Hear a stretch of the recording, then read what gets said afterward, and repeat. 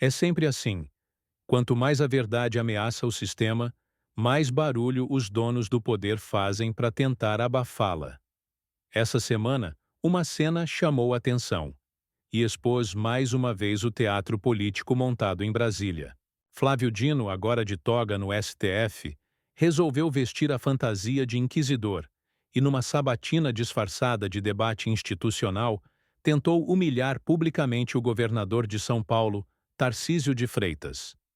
A ideia era clara: colocar o nome forte da direita contra a parede, desmoralizá-lo com palavras rebuscadas e fazer parecer diante das câmeras que a nova elite do judiciário ainda comanda a narrativa. Mas o que Dino não esperava, e nem os seus colegas de toga, era que o tiro saísse pela culatra.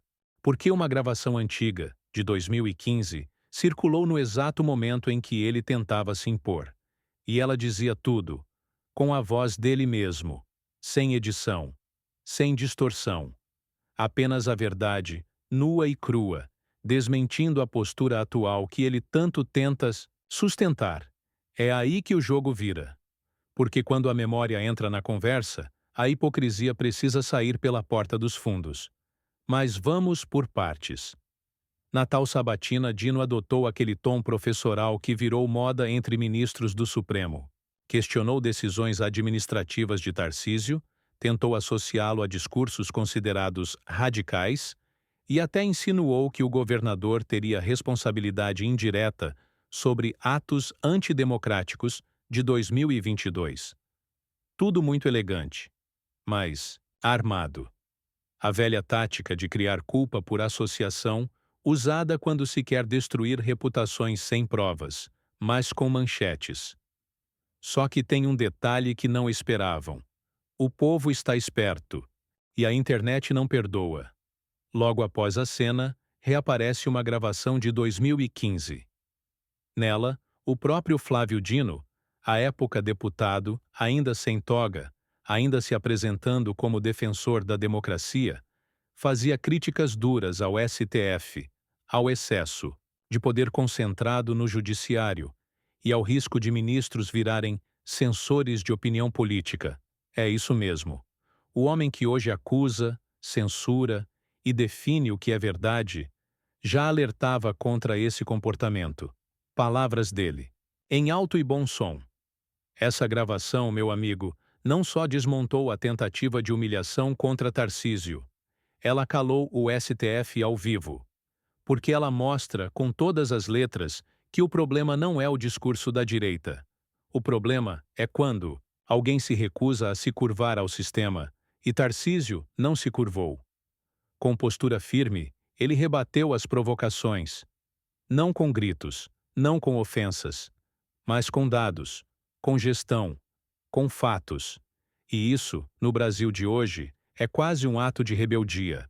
Porque o que esperam de políticos que não fazem parte do clube é submissão. Esperam pedidos de desculpa, esperam recuos. Mas ele não deu nenhum passo atrás.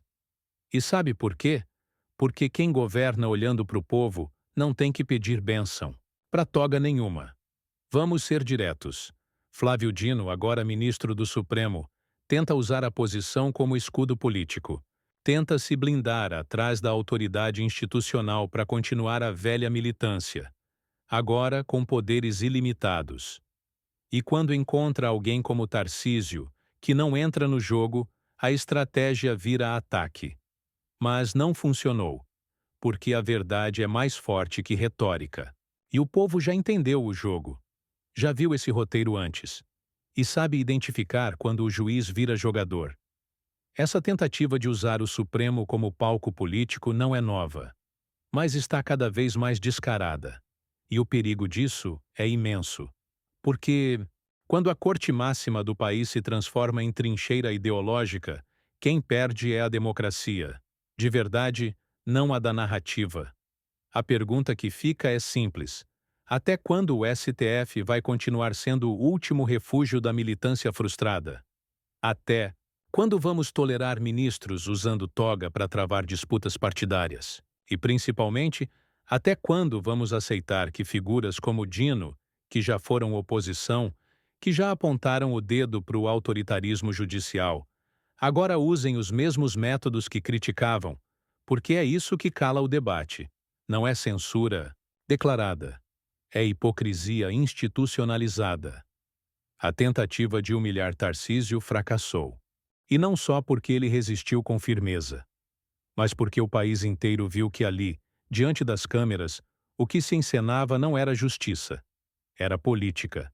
E não existe justiça onde há seletividade. Não existe democracia onde só um lado pode falar.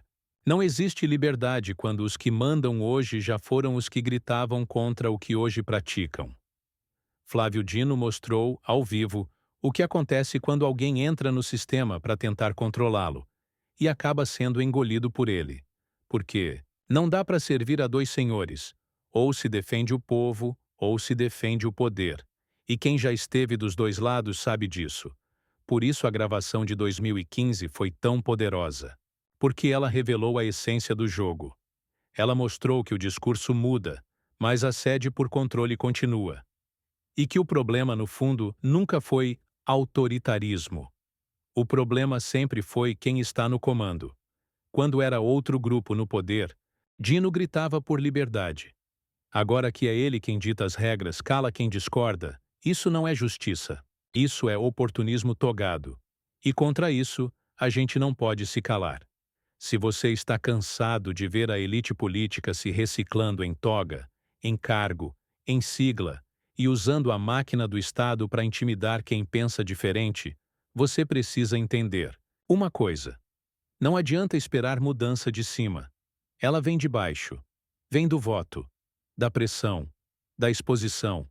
Vem da internet que resgata falas antigas, que não deixa a verdade ser enterrada. Vem da gente.